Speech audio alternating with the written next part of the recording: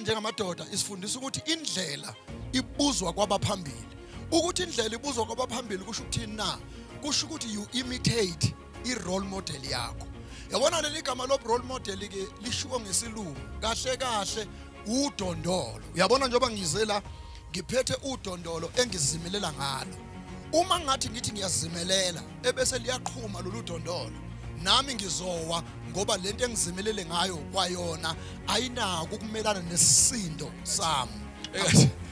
Ngiduduzeke nje uyixoxela indaba yakho Apostle, sengizwa amandla ukuthi ngempela ukuba phambi komuntu oyihambile indlela kuyawenza umehluko. Siyabonga kakhulu Apostle nokuba liberal nje ngejourney yakho kuyasilekelela. Sizelana njengoba siyinsizwa sizokhulisana. Ukhona ola ufisa nawe ukuthi ungaba khona, ukhona nawe ola owawukhona 10 years ago. How do we exchange that information ukuze sizokwazi ukuthi sikhulisane, umuntu azi ukuthi ayi nami ngingaba umarketing manager ngoba nangu uthi uBhunkosenhle naye 10 years ago kwakuyena owayelapha yangemuva. Kusho ukuthi nami ngingakwazi ukuthi ngiye khona.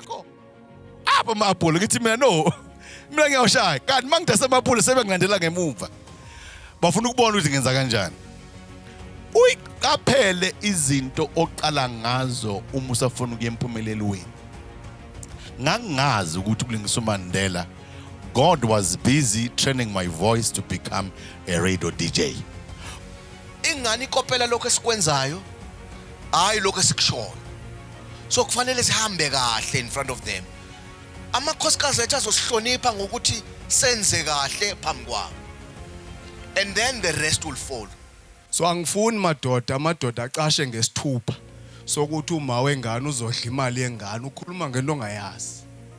Ubuyafuna ngempela ukhokha i-maintenance yengane, ukhokhela unene, ukhokhela umalume, ukhokhela isikolo, uthenga igrocery.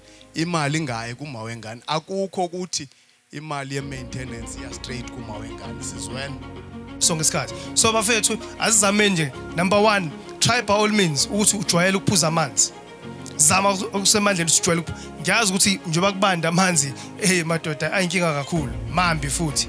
Zama ukuphuza amanzi, zama ukuthi ngaso ngesikhathi wenze iqiniseko ukuthi ujwayele ama-fruit. Idla ama-fruit, enze iqiniseko sokuthi ekudleni kwakho uba nama-veg. You see? So obaba bethu bakudala babephila ngalezo zinto. Ingakho babe strong. Ingakho isizwe sakaZulu sase strong ngalendlela emangalisayo.